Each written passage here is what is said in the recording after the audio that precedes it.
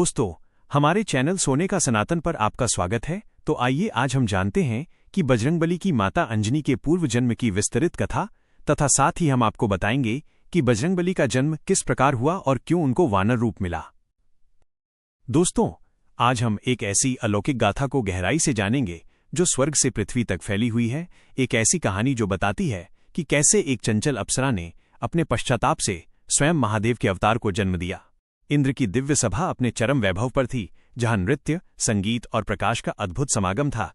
और उस सभा की सबसे प्रिय और दर्शनीय अप्सरा थी पुंजिक स्थला, जिसका रूप, सौंदर्य और अदाएं स्वयं देवताओं को भी मोहित कर देती थीं। पुंजिक स्थला को अपने रूप और पद का बहुत अभिमान था, एक ऐसा अहंकार जो उसकी नियति को बदलने वाला था। एक बार उस सभा में तपस्या के तेज से दमकते एक महर्षि अपने ध्यान में लीन थे और पुंजिक स्थला ने अपनी अलहड़ चंचल प्रवृत्ति के कारण उनकी साधना में विघ्न डालना शुरू कर दिया।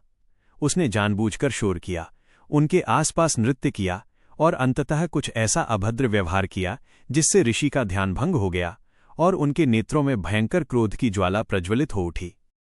ऋषि ने पुंजिक स्थला को देखते ही गरजते हुए कहा कि उसने अपनी चंचलता और सौंदर्य के मद में एक परम तपस्वी का अनादर किया है और इसलिए उसे श्राप दिया जाता है कि वह अपना सुंदर रूप त्याग कर पृथ्वी पर वानर योनि में जन्म लेगी और जब भी उसे किसी से प्रेम होगा उसका चेहरा वानर का हो जाएगा। यह सुनते ही पुंजिक स्थला स्वर्ग के फर्श पर गिर पड़ी। उसके आंसू रुक नहीं रहे थे और उसने तुरंत ऋषि के चरणों में गिरकर दीनतापूर्वक क्षमा मांगी और अपने कृत्य के लिए गहरा पश्चाताप व्यक्त किया। उसके सच्चे पश्चाताप को देखकर ऋषि का हृदय पिघला और उन्होंने अपने श्राप को वरदान में बदलते हुए कहा कि उनका ये वानर रूप भी परम तेजस्वी रहेगा और वो शिव के एकादश रुद्रावतार को जन्म देगी, जिसके जन्म के साथ ही वो इस श्राप से मुक्त हो जाएगी। इस नियति को स्वीकार करके पुंजिक स्थला ने पृथ्वी पर वानर जाति में अंजनी के रूप में जन्म लिया, पर श्राप का भय उसके मन में हमेशा बना रहा। अंजनी और केसरी का मिलन। एक दिन वन में विहार करते हुए अंजनी ने वानर राज केसरी को देखा, जो अपनी वीरता, तेजस्विता और इच्छानुसार रूप बदलने की क्षमता के लिए विख्यात थे। और केसरी को देखते ही अंजनी का हृदय प्रेम से भर गया, जिससे ऋषि का श्राप तुरंत प्रभावी हो गया और उनका चेहरा वानर का हो गया।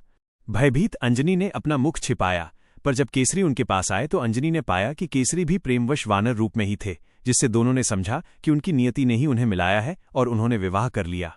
विवाह के कई वर्ष बाद भी जब अंजनी को संतान सुख प्राप्त नहीं हुआ तो श्राप से मुक्ति और शिव के पुत्र को जन्म देने की तीव्र इच्छा से उन्होंने अपने पति की सहमति से घोर तपस्या करने का निर्णय लिया।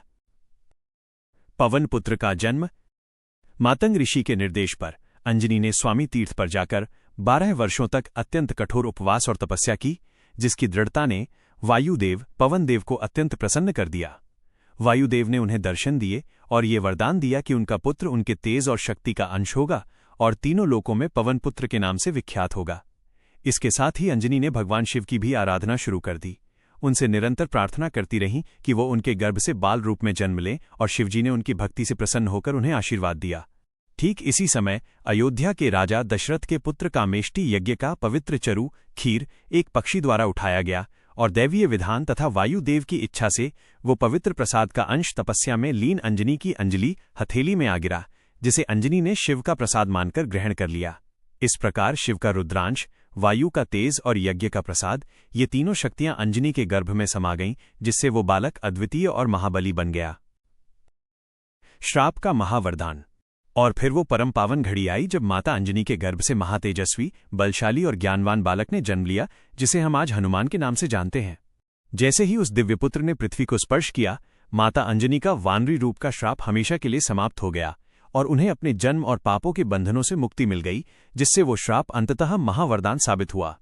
आज भी हम हनुमान जी को आंजनेय, अंजनी का पुत्र कहकर पूजते हैं, जो एक माँ की अटूट भक्ति, सहनशीलता और त्याग की अमर गाथा है।